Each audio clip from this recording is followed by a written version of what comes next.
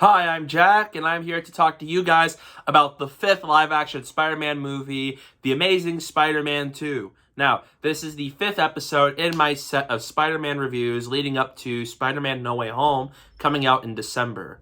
So, what did I think about this movie? I will let you know in a bit, but also, just so I can get this out of the way, don't forget to follow me on Instagram and Twitter. Username is right on the bottom of the screen, so don't forget to do that while you're at it. And if you haven't seen this movie yet, this will be a spoiler review because the movie's been out since 2014. So if you haven't watched it, go watch it and then come right back here and let's start talking about this movie. This sequel follows Peter Parker and his continued efforts to protect New York City as Spider-Man, as he also tries to continue his romance with Gwen Stacy after they graduate high school. However, Max Dillon, a former worker at Oscorp, becomes a villain known as Electro, wreaks havoc across the city, and Spider-Man must take him down while also dealing with the return of Harry Osborn and continue trying to find out what happened to his parents. To kick off what this movie does well at, I'm going to start with the acting. Andrew Garfield continues to do a spectacular job as Peter Parker and Spider-Man in this movie. You see him doing a lot more average Spider-Man things like quips, and you see him with the acrobats, and you see the web swinging stuff. Andrew Garfield continues to nail that side of Peter, but he also has great chemistry with Gwen Stacy, portrayed by Emma Stone, and it really is one of the highlights of this movie because their chemistry is very well done, and it's really good because it's also, I think, helped by the fact that they dated around this time when the movie was being filmed, so that really elevates their romance in the movie. And Sally Field does a really good job in this movie. I think she's probably better in this movie than in the first movie, especially with the scene where she finds out about all the Peter trying to discover what happened to his parents and all. That's a great scene. Sally Field is really good as Aunt May in this movie. Jamie Foxx, he's a great actor, and he does a good job with what he has to work with when he portrays Electro. And Dane DeHaan, he was fine as Harry Osborn. He's definitely not one of my favorite parts of this movie. He was fine with what he had to work with. Some scenes just seemed a little too moody, stuff like that. And then, but that's more, I'm going to save that for later.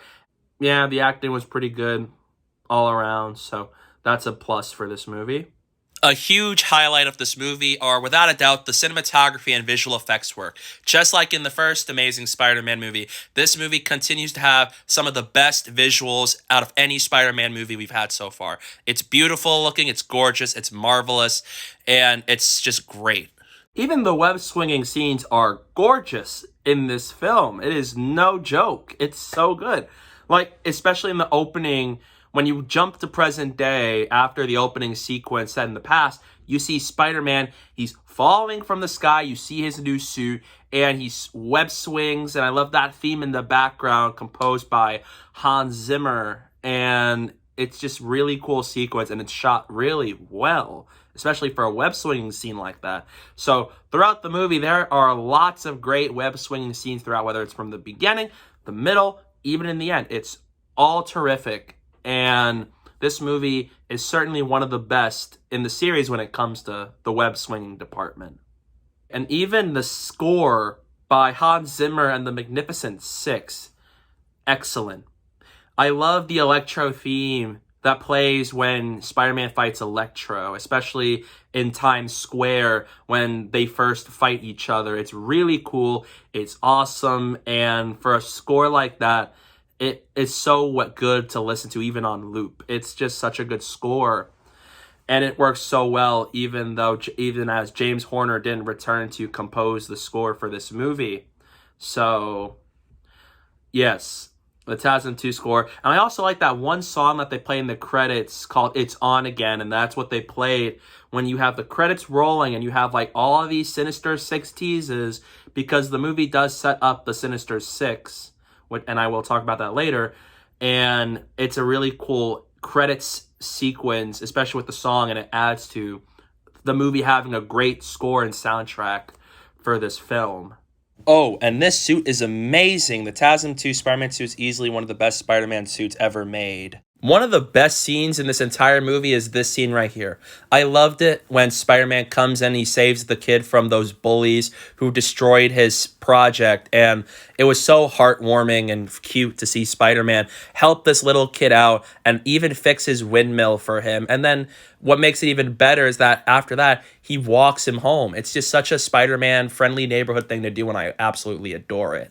And as I said earlier on this video, Emma Stone and Andrew Garfield have great chemistry with one another. And because they dated at the time, it really elevates the scenes. And I loved whenever they're chatting, especially like pre-Electro attack in Times Square. And it's really cool and nice to see them just talk with one another, especially. It's probably the strongest plot line out of every one of the plot lines that are in this movie, which I will also get to later. And it's the most strongest, it's the most well done in this movie, and it's done well because you see Andrew and Emma, they sell to us that they're a couple in this movie. And I even loved how throughout the movie they're dynamic when it comes to they graduated and I break up with you afterwards, and then they get back together, and then you have that scene where they chat in Times Square, and especially when Emma Stone as Gwen Stacy talks about going to Oxford all the way in England, and you see Peter react to it, and then you have the scene, of course, where they kiss on a bridge before the climax. Yes, they have great chemistry in this movie, and as great as they were in the first movie, that continues in this movie, without a doubt. They have marvelous chemistry with one another in this movie, and it is easily one of the best parts about this entire film. The action sequences are awesome. For real. Again, adding to the fact that the visuals and cinematography are some of the best in the franchise, the action sequences here are still really cool to look at, and it's really cool to see Spider-Man do his thing with his acrobatic skills, his webs, even when he tackles villains like Electro and the Goblin. It's really cool to see, and it's still something that I give major credit for with this movie. Oh, and also, I thought the death of Gwen Stacy was a really sad scene, especially because their chemistry was so good, it really breaks your heart when you see Andrew Garfield, Peter Parker, crying over the fact that he just lost his girlfriend, especially after the promise that he made to her father at the end of the first movie. And sadly, one thing that I'm a little bothered by is, even though it is a sad scene, it sort of is ruined by the fact that Gwen Stacy was willingly putting herself on the line, because in Times Square, she was holding onto a metal bar as Electro is shooting lightning throughout the city, and a person should realize metal bar plus lightning equals death. And if she's supposed to be smart, why is she holding onto a metal bar? And then another thing is, Peter keeps telling her, even the climax, you need to go, you shouldn't be here, it's not safe. She keeps staying there, and she walked outside right when Harry showed up, and then boom, led to all this, which led to her death. And it sort of dampens the impact of her death scene, because it makes you realize she's putting herself in danger. And if she would be alive if she wasn't doing it, granted, it would basically mean Peter would have a little bit of a trickier time taking down Electro, but then, yeah. Still a sad scene, but I guess it's just sort of undermined from things I've noticed when I rewatched the movie. However, this is as far as positives go, because The Amazing Spider-Man 2 is my least favorite Spider-Man movie we've had thus far. While it has a lot of great things about it, it has a lot of negatives I'm going to cover. My first issue with this movie, I'm going to say, is the villains are terrible. Rhino was marketed in this movie quite a good bit, and he was only in 2 scenes, and he has no motivation. He was performed really badly, and he was shoved in this movie. He did not need to be here at all. The second thing, Green Goblin was also terrible, because they rushed his descent into Green Goblin. Like, you introduced him in the beginning of the movie, and it's like, hey, this is Harry Osborn. He and Peter know each other, and they were best friends. We got that. And then they introduced, midway through the movie, they introduced that he has a genetic disease that's killing him. And it's so strange. It's like all of a sudden that gets thrown in here. and it just gives the movie a reason for them to get him to become Green Goblin, which was rushed. And you never got to see Peter and Harry spend as much time with each other to sell us that they were best friends, because you had one scene in the movie where, they were just skipping rocks with one another. Then you have one where it's like Harry tells Peter, you're under surveillance and all this, and not a good thing. The next time you see them is him as Spider-Man, and he's like, I can save you. I can't give you my blood and all that. Don't like that at all. And then all of a sudden, he's Green Goblin. Like, what is this? And then you have Electro. While it's, sort of better than Rhino, Electro wasn't that great. Great either. The design is okay, but his motivation, again, I don't understand it very much, because he's a fan of Spider-Man, Oscorp. Like, I get how he becomes Electro, but then when he becomes Electro, the eels, it fixes the gap in his teeth. Like, what is this? Explain. I'm sorry. The villains are bad in this movie. Another huge issue with the movie is the story. There is almost no story in this movie whatsoever, because every scene jumps to so many different plot lines. Because think about it. You have the Harry Osborn plot line. You have the Peter Parker and Gwen Stacy romance plot line. You have the Spider-Man plot line. Then you have the Electro plot line. And worst of all, you have not only a Sinister Six setup, but then you have the parents plot line again. The story was an absolute dumpster fire. There is almost no story whatsoever, because every scene jumps into a different plot line throughout the movie. Like, you had Spider-Man being Spider-Man, then all of a sudden you have the Peter and Gwen plot line, then next you're back to Spider-Man plot line, then you have the Harry plot line, and then you jump into the parents plot line. It's so messy. Like, it makes Spider-Man 3 look like Spider-Man 2, because Spider-Man 3, while it had different storylines, and it is a messy movie, it at least worked. But this movie, it's just so inconsistent and all over the place. Like, some of these plot lines did not need to be in this movie whatsoever. And the movie also, like, aside from the plot line between Peter and Gwen and sort of the Spider-Man plot line, every plot line in this movie was bad. They were poorly executed. They could have worked, but a lot of this should not have been in one movie. This feels like them trying to set up a third movie and a fourth movie and an all-out Spider-Man cinematic universe, which was the plan. And it really hurts this movie, because you see they're doing so much that a movie can really do. And with the runtime that it has, they couldn't do all of it in a proper way. And so the story suffered because of it. And the tone is another issue, because the tone here is also inconsistent, because it jumps from a dark scene, like when Harry transforms into the Goblin, then it jumps into a lighthearted scene where Gwen Stacy is about to leave and she's in a taxi, and then Spider-Man swoops her up, and then you have that nice conversation, and then it jumps to the climax. It jumps from scene to scene to scene, and the tone constantly changes. It's like the movie doesn't exactly know what does it want to be. Does it want to be like a commercial for sequels, or is it trying to be a sequel to the first movie? Because the first movie at least had a consistent tone where it wanted to be a more grounded and a realistic Spider-Man movie, and it got that.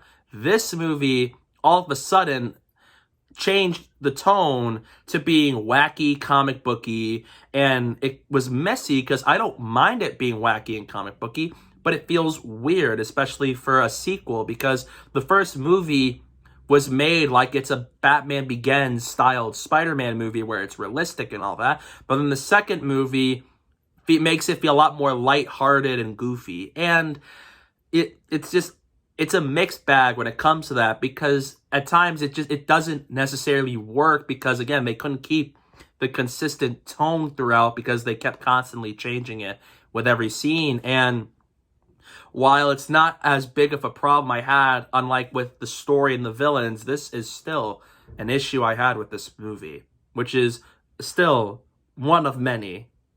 One of the things I absolutely dislike about this movie is the parents' plot line. It bothers me so badly. One of the reasons why it bugs me so much is that even in the first movie I mentioned in that review, I didn't care too much for that plot line because it didn't really add much to it, in my opinion.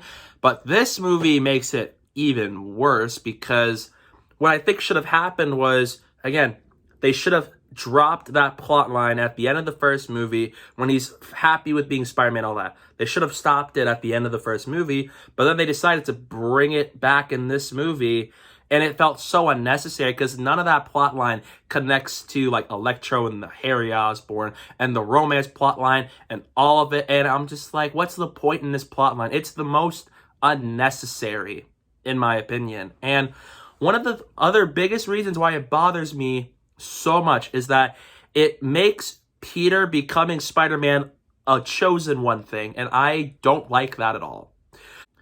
The thing with Spider-Man is that anybody could have been bitten by that spider back there. It could have been anybody, and that's the thing with Spider-Man. It could be anybody but Peter, but this movie made it like, no, it had to be Peter, and then making him a chosen one figure, it ruins seeing him become a hero because then it's like, you know he has to be a hero. He's not building up to be a hero because he wants to. It's because now he's doing it because he has to, and I don't like it at all. Spider-Man should never be a chosen one hero.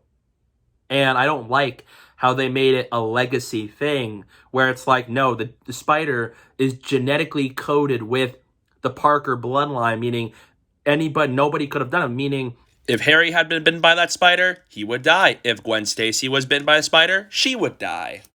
Peter gets bitten by a spider, he gets powers and all that. And I don't like it because then it ruins the point of the character and it ruins the build-up to see him become Spider-Man. And it just ruins all of it. It it destroys the whole point. And that is probably the biggest thing about this movie that bothers me every single time. The pacing here is not good. Like, the first movie was paced well, but this movie, because of the fact that there's so many different storylines, it really ruins this runtime, and it just makes the pacing really bad because it just jumps the plot line to plot line to plot line to plot line, and it slows the movie, and it really just shows you it's like how crammed and messy this movie is. And the runtime should have been a little bit longer if they were going to do all these different plot lines. But the wisest thing I wish they did is you get rid of some of the plot lines in this movie and then trim the runtime, because this movie felt really long, especially once you get to the middle half of the movie. Lastly, my last issue with this movie is that it's just set up for future movies and for the Sinister Six. The Sinister Six is an iconic list of 6 Spider-Man villains, and this movie is trying to set them up, but also because they wanted to move forward with plans for a Spider-Man cinematic universe. And it really hurts the story, the tone, the pacing, the storylines they told, and even the villains themselves. It's just such a mess. And it really feels like something that they should have waited for another movie before they even attempted to do something like this, just because the first Avengers movie was such a massive success. So yeah, in the end, The Amazing Spider-Man 2 is a weak sequel to the first Amazing Spider-Man. It has great things about it, but then it has a lot of really bad things about it. So in the end, The Amazing Spider-Man 2 is easily my least favorite Spider-Man movie we've had right now. And I really hope Andrew Garfield gets redeemed in Spider-Man No Way Home. So in the end, I'm going to give The Amazing Spider-Man 2 a C-. And it's a movie that I recommend for fans of Spider-Man only. If you like Spider-Man or the actors involved and Marvel and all that, then you can definitely check out this movie. But if you're not into all that, I don't know if this is the movie for you. So those are my thoughts on The Amazing Spider-Man 2. What are your thoughts on this movie? I'd love to hear it down below in the comment section. Don't forget to follow me on Instagram and Twitter. Username down below on the screen. So don't forget to do that after this video. And I hope you'd stick around for more. I hope to do a review for Spider-Man Homecoming at some point. as we get closer to finishing the Spider-Man set of reviews. So definitely stick around for that. But don't forget to give this video a like, comment down below. I'd love to hear your thoughts on this movie. And don't forget to click that subscribe button and subscribe for more.